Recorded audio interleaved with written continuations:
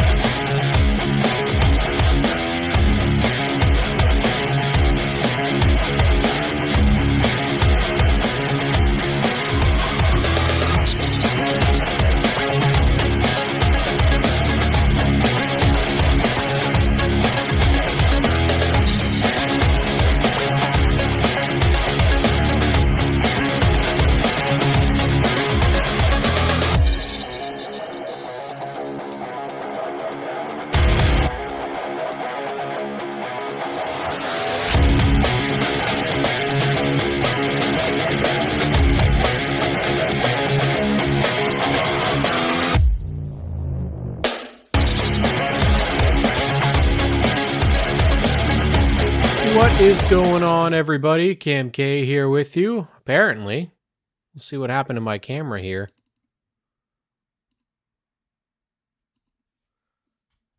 Let's get that started. Hello, everybody. How we doing tonight? Cam K here with you on ONTrack Weekly. Weekly stuff to talk about in the racing scene. I definitely want to thank Cole Camrath, driver at Sauble and Sunset Speedway in the junior late models, but now also in the legend cars, for that amazing intro. So thank you, Cole. Cole's definitely one of the future stars in motorsports in Ontario, and we look forward to seeing what Cole will do in 2025. He's had opportunities to do some of the legend car racing at Sauble Speedway, but hopefully we'll get to see him do a couple more before the season is done. Cole is definitely a future talent, and not the only driver that we did see that was out at the making their debut or running, I guess, in a bit of a debut at the legend cars. But Jake Spencer-Walt also got his very first race under his belt at Sunset Speedway and got himself situated and where we are going to likely see him in the future for some time, hopefully. And hopefully he'll be able to build on that in the Ontario Legend Car Series, maybe go and do some Great Lakes Legend racing as well. Of course, also for myself, just as we got on the air just before, Graydon Bunn, who I am repping tonight on the show, announcing that he's going to get an opportunity of a lifetime and going to run the Ontario Sportsman Series as well as the Bone Stocks at Sauble Speedway. This is an opportunity for him. Can't really pass the Shara Racing Team number 17 Dodge. They're going to have the car at Trevco Motorsports, and Kevin Trevlin's going to put that deal together. And so Graydon had an opportunity to get everything situated this year to be able to race, and this has just been a lot of great opportunities for him. So very excited for my co-host of the Stickers and Scuffs podcast. And,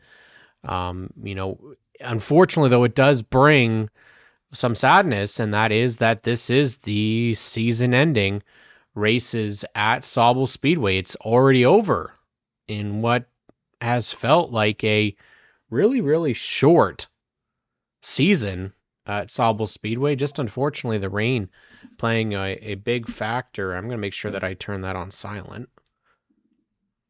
And it's already done. Same thing with Peterborough. This upcoming weekend is championship night and a non-winners night for all divisions and the Ontario modifieds. So a very, very sad weekend in a way that we're going to be seeing this. I think Grand Bend might also be having their championships. It might be the week after, but you see we've got the events scrolling on your screen. Big weekends at a lot of tracks, double headers galore. You'll see double headers out at Full Throttle, as you see there, Fireworks, Great Lakes Legends, Pro Sprints, Fun Stocks, Mini Stocks, Hot Rods, the Enduro, and the Street Stocks will be added to the card. That's on Sunday. So hopefully the weather will play nice for Full Throttle. I don't know how many Enduros they've actually been able to get that have been completed to the end. But Varney's definitely got a big show on the card for this upcoming weekend doubleheader. And of course, big deal for Sunset Speedway's doubleheader, the Alan Lankin on Sunday. I wasn't privileged enough to know Alan, but the Mini Stocks Invitational, big deal that we're going to have the Mini Stocks out there on Sunday. Pretty big deal to have that event. Super late models, bone stocks, junior late models, modifieds, power drags, bike races. Delaware, they're just going to have the Friday night regular, the Friday night special, the bone stocks, super stocks, and late models all in action. V8 stocks, I believe they're going to have their big showcase with the NASCAR Canada Series. That's still happening as far as we know. So very cool stuff for the V8 stocks happening. I believe that's going to be not next Sunday, or like this coming Sunday, but next Sunday. So that would be the 8th of September. Flambro's got the fan appreciation and a corn roast. And then they've got pro lates, CVMs, mini stocks, and pure stocks. We'll talk a little bit more about Flamborough Speedway a little bit later on in the show. I was actually able to make it out to Flamborough Speedway with the boys from Stickers and Scuffs, and we've definitely got some thoughts about that facility and the racing that took place. Not very different opinions than what you've heard here before. Grand Bend has a doubleheader as well with junior sprints and all of their NASCAR classes. As they they go towards their wrapping up of the 2024 season as well. Unfortunately, like I said, these tracks they don't always go to the very end of the season, and a lot of them have been affected by weather this year. Unfortunately, all these tracks that we're mentioning, Peterborough, Grand Bend, and now Grand Bend maybe not so much with weather, but just they don't have as many classes. But Sauble, the boss at the beach, with the bone stocks late models, Ontario Sportsman Series, the penultimate race for them, the Outlaw Midgets, and on Sunday we'll add the junior late models onto that as well, with the V8s. I'm always forgetting what they are. Junior late model invitation. Oh, I thought I saw that junior late model invitation from April Wilson, but maybe not, on the Sunday as well. And again, like we talked about, there's not a lot of time left before these tracks start to wrap up, and what they're going to end up doing. Yes, there we go. On Sunday, the junior late model. Oh, it keeps going away. April, I'm not sure what's going on there. Hi, Darlene. So Ontario Sportsmen, of course, they'll be there. Second last race in the championship for them. Corey McAllister and Connor James look to secure the championship as of next week. They've got the mini championship, the Ecotech Triple Track Challenge, where a driver will win an extra $500 for finishing in first for that. But Sauble Speedway, of course, is going to have lots of stuff happening. We were at Junior Late Model Invitational on Sunday. September 1st is the Brad Clark Memorial at Grand Bend. Thank you, April. So hopefully you guys can make it out to Grand Bend as well. I know it's a lot of tracks fighting for help, fighting for fans this weekend, but definitely get out there and support as best as you can. A lot of tracks are going to need that. And speaking from experience this past weekend, it was the first time I've been back to Sauble Speedway since 2021. Lakeside Mobile Tire is giving away a set of bone stock and a set of mini stock tires this Saturday for registered Peterborough drivers. So you want to make sure you get out there if you're a registered driver and see if you can take home a set of tires. There's nothing wrong with that. Thank you to Lakeside Mobile Tire for all they do to support motorsports, and especially what they've done this year, supporting several drivers and different classes. Colton Everingham as well. Gotta love that. And it's big stuff to have a partner that does so much, and we thank them for that. This past weekend, got to experience, like I said, Flamborough Speedway for the first time since 2021 when NASCAR Canada was there for 2 races, and unfortunately weather impacted the second race. And out of all the weather reports that did not mention any sort of rain all the way up, all night long, and then the OSS race was about to start, and the skies opened up for maybe 10 minutes. But because of how late the night had been going, there really wasn't an opportunity to get going again. And the OSS teams came together, and the event is canceled. So the triple track will move to the following week, this upcoming week at Sauble. Not really the way we wanted to end the night at Flamborough. Unfortunately, would have hoped to have had a 100 lapper in the first race at Flamborough in 2 seasons, but situations like this happen. You can't really do anything. The drivers were talked to. I had spoken to several drivers at the end of the night, and they did say that it was going to be too wet to run, and unfortunately, then it's just a timing problem. And in this day and age, we can't afford to tick off counties and neighbors. We really can't. So, the call was made, and it sucks for the guys in the OSS for that traveled all that way. It does bring up a valuable question that somebody had posed on our page, which was, for touring divisions, why they are the last ones on the card. Why they are the ones that get put on last. Ultimately, that's not normally the call of the series. It's not normally the series doesn't get to dictate what goes on last and what goes on first. And normally, I believe that the reasoning behind that for tracks, and anybody can correct me if I'm off on this, but I believe the reason is for a big touring series, not saying that OSS is the biggest or if it was NASCAR or APC, what they don't want to have is that event be put on first and then everybody leave following that event. And then nobody stays for the weekly racers. Now, I don't really believe it would happen regardless. You're going to have people, the casuals aren't going to stay to the very end because of how long things are going. And you're really only going to have the people that know what they're watching. A lot of people don't stick around, and it's unfortunate. As soon as that red flag was put up for the OSS cars, people started to leave, and there would have been no crowd if they had attempted to go back racing. So I have a lot of sympathy and for the track owners, John Caselli and Frank Caselli. OSS officials, there's not really a great call to make there. But as someone we have had drivers that sometimes they travel 4 to 6 hours to participate in events. We have a driver that comes from Ottawa. Now he was not there at this event, so that's a little bit lucky, but to have everybody there and then you get through practices, you get through qualifying, and then not even to take the first lap, it is really tough. Is it really necessary for intermission all the time?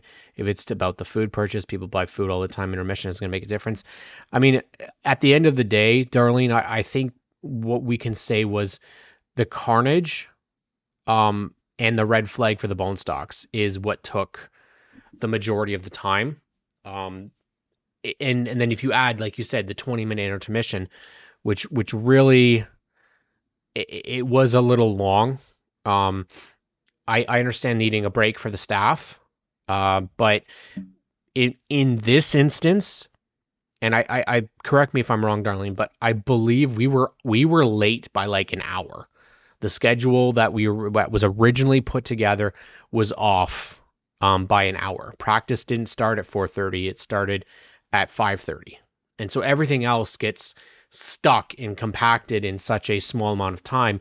And the one thing I will say is, as a big guy, and that takes me a while to get moving places, to have to go from one side. So we were in the tower in turn number 1, taking video, to be able to go through the pits and around the other side. It's a lot as well. So There's 5 decisions there, which is too much. Yeah, I agree on that as well. If the day is going sideways, cut one of the division races because they're weekly. They can come back the next week and run 3. Not saying that that's what they want to do, but also the I would think the side of doing double features is so that if one has to get canceled, that can happen. It's definitely, it's like I'm not going to go out there and say that that's what needs to happen. I don't know, right? This is just from my own experience, and I don't want to be in that position, honestly. It's been really tough this year. I think, as Ashley points out, the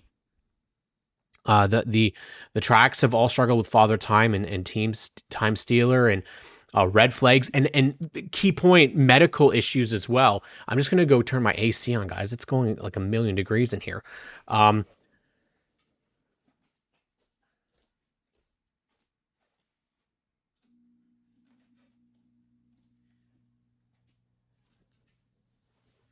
Yeah, the Cole Camrath car, of course. So one of my favorite paint schemes for this year, done by our good friend Craig at imagewraps.ca, who is in the chat. So definitely, if you guys want to get your car wrapped for this year, you got to go to imagewraps.ca. Proud partner of the Stickers and Scuffs podcast as well. But Ashley's point was talk about the medical issue. So I was at Peterborough when they had somebody that had a medical issue, and what happened was that the ambulance left, but we can't go racing again until the ambulance comes back. So there's a lot of kind of things that can delay events, and I think the one thing that is very difficult is to try and keep the schedule as on, like, keep everything on schedule as it is, but having to make those calls. And I do think that there's going to need to be decisions made in terms of having to cut more stuff from the program. And I know that doesn't sound great, but I've seen this so many times this year where stuff isn't getting done because something took too long beforehand. And yeah, as Brad Holmes says, the cost for multiple ambulances and volunteers is extremely difficult. But I also believe that, and I don't know whether this is something that tracks would look at potentially having, but even having options for, I think Sunset has this, and again, guys, let me know. But get EMTs that are in the stands as well. I believe they have EMTs that are just in the stands, just outside the start-finish line, and then they also have them that are part of the ambulance crew. So whether they all act as one, I'm not 100% sure on that, but there's not really a great option, unfortunately. When we were there at Delaware Speedway a couple years ago, or actually I guess it would be last year, with Steve McCaw, they had to wait. There's no option there. And so the audience basically has to stay there and see what's going on. It's not a great experience, and especially it's for something that's so technically private. Like, you don't want to have somebody having medical issues, but there's been multiple of them this year, and it's going to continue to happen. I think it's just a product, right? I mean, whether or not it's going to be something that people are going to be concerned about, I don't know. But one thing that is very helpful is if they do get people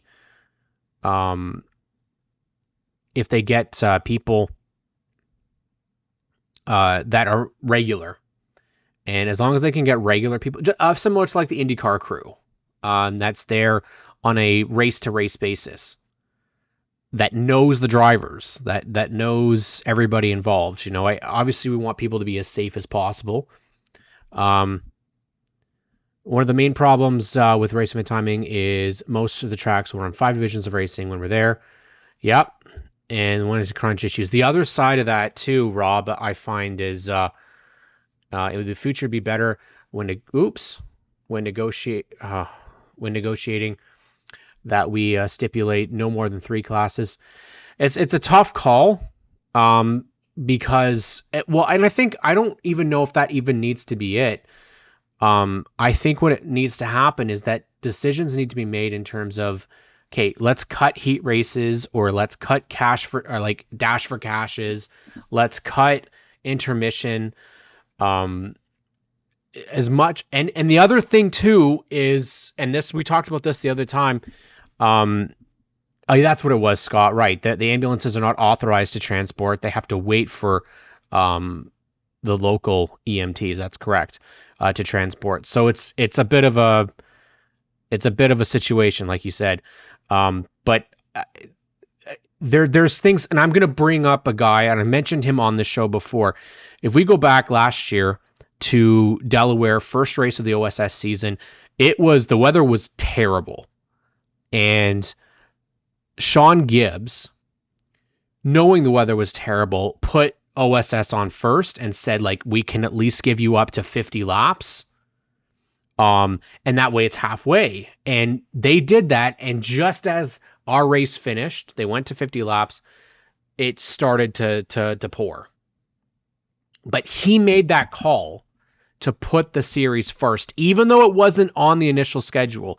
And I really think that's a fantastic thing.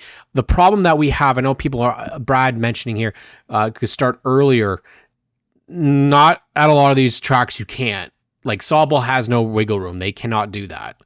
I don't believe a lot of these. I mean, it's tough. I mean, you could go and do what Sunset did, starting at 3 p.m. But the big question marks have been whether or not people would show up at the heat of the day, or if people are working, they're not able to make it. So there's constantly a back and forth battle, and there's never going to be a correct answer, because no matter what, it's not going to be not everybody is going to be able to make these events.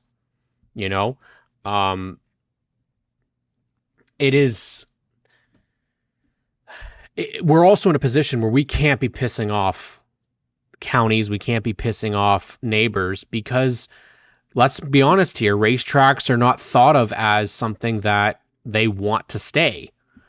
Brad Holmes says, I would start racing at noon if I could, and if I would have anybody other than racers on the property, but you won't.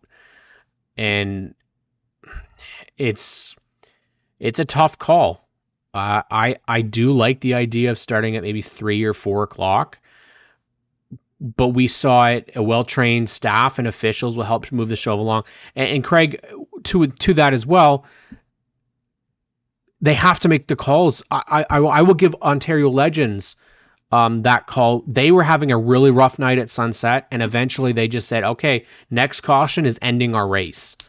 And I know we don't want to go to the route of timed events, but if it's taking 45 minutes to go 15 laps in a junior late model race, you kind of have to make that call. Nobody wants to end races early, but you also have to keep the show going, and you don't want to lose the audience. And I think in 2024, the hardest thing is keeping an audience alert, awake, and interested. You don't want people taking off and this is, we dealt with this in OSS at Sunset. Our race we were loaded with problems. We could not get a green flag run going. And what happened was, by the time our race finished, most people had left. And who is that helping? It's not helping the track, and it's not helping the series, not helping the racers. Sauble has a time limit on all races for all classes. Yes, absolutely. Because a perfect example, hot rods as well. They had a situation where they had a red flag, they had multiple cautions. Those are veterans. They know how to race. And if they're having a bad night, then you call it. If they're not behaving themselves, you call it. Like, that's, I'll give Flambro credit on that. They did that with the mini stocks, where they lost. I think they had 8 cars or 10 cars, and in 8 laps, they had 3 left. And they said, we're not continuing this race. We'll try again for the second feature. You've got to move the show along. And it's one of those, okay, if it was me in that position, and again, I'm not in charge of a racing series, I'm not in charge of a track, but if it's taken us, and in this case, again, OSS, I don't want to keep bringing this up, but we had a situation where we were trying to start the race and we couldn't get 10 laps in, and it was caution after caution after caution. The other thing that you can do is, and I believe there are tracks that don't do this, get the radios for communication to do the lineups. No more flagging. Get on and tell the driver where they need to be. Because I've seen it multiple times this year where it's like the pointing and it doesn't work. And then we're spending 10, 15 laps under caution trying to get the order right. So that's another thing. As Darlene mentioned, intermissions. Nothing wrong with going 10 minutes instead of 20, 25 minutes. Nothing wrong with that. There's plenty of time to get a break going.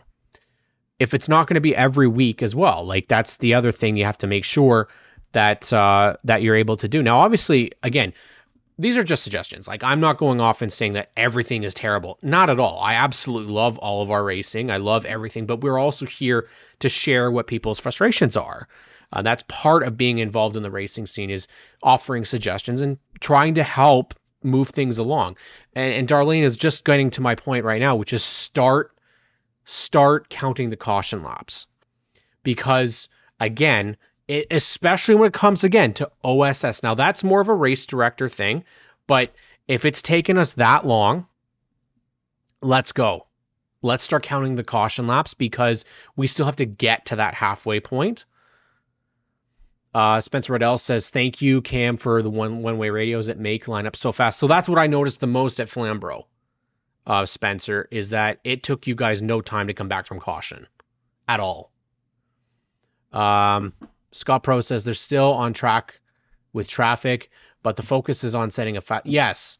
So again, there's again the debate between whether you want qualifying or whether you want heats. Now, obviously, some divisions will always do qualifying. A lot of the heats, that's home track divisions, but also there is some touring divisions. So Can-Am, for example, they were doing heats. Legends, I believe, they do heats as well. And in a couple of situations this year, when the Legends went out, they had a motor blow, which oiled down the entire track. So if you have a situation like that, you've oiled down the whole track, you've had a red flag in a heat, now everything is going to start being delayed because oil downs, typically they're the reason that takes, or a major crash, that takes a lot of time to clean up. Brad Holmes says, Sauble is usually done early since we started it. Haven't had any issues and everybody understands why we do it. Been a good deal so far. The only hope is that people won't act like complete morons when there is a time limit. Right? And they start trying to do too much. It's really going to be hard to say. I mean, I would be okay with a time limit if it moves everything on. The one thing is, week to week, if you're taking your kids to the race and one week it finishes at 9 o'clock and then the next week it doesn't finish until after midnight, it's a lot harder to get consistency.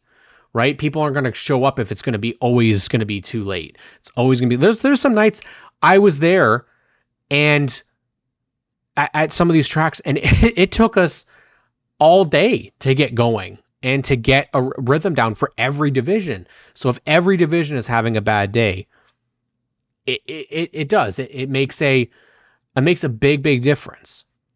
Spencer Riddell. Once the caution falls, they tell lap cars to fall to the rear, and lineups are done in 2 laps.